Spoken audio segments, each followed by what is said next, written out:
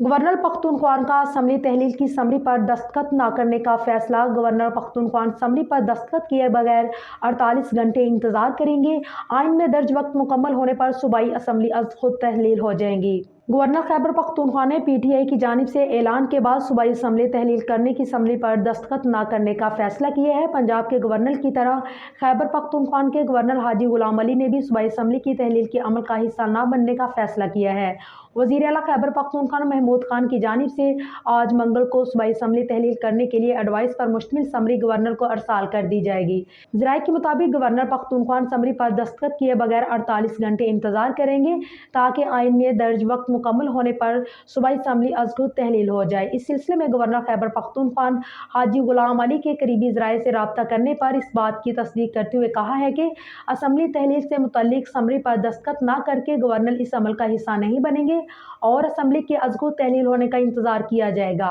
ذرائع نے یہ بھی بتایا کہ گورنر پختونخوا صوبے میں نگران وزیر اعلیٰ کے تقرر کے سلسلے میں اپنا کردار ضرور ادا کریں گے اور یوں ہی صوبائی اسمبلی تحلیل ہوگی تو وہ وزیر اعلیٰ محمود خان اور اپوزیشن لیڈر اکرم خان درانی کو لیٹر ارسال کریں گے جس میں ان سے کہا جائے گا کہ وہ آئین کے مطابق آپس میں مشاورات کے ذریعے نگران وزیر اعلیٰ کا تقرر کریں۔ واضح رہے کہ وزیر اعلیٰ اور اپوزیشن لیڈر کے درمیان نگران وزیر اعلیٰ کے حوالے سے اتفاق رائے نہ ہونے کی صورت میں تحلیل شدہ اسمبلی کے اسپیکر اسی اسمبلی سے حکومت اور اپوزیشن ارکان پر مشتمل 6 رکنی پارلیمنٹری کمیٹی تشکیل دیں گے جسے ان کے ناموں سے 4 نام ارسال کیے جائیں گے جو وزیر اعلیٰ اور اپوزیشن لیڈر کے زیر بحث آئے ہوں۔ تاہم اگر کمیٹی میں بھی اتفاق نہ ہوا تو پھر یہ معاملہ 2018 کی طرح الیکشن کمیشن کو ان 4 موجودہ ناموں کے ساتھ ارسال کیا جائے گا اور الیکشن کمیشن از خود نگران وزیر اعلیٰ کا تقرر کریں گے جو حتمی ہوگا۔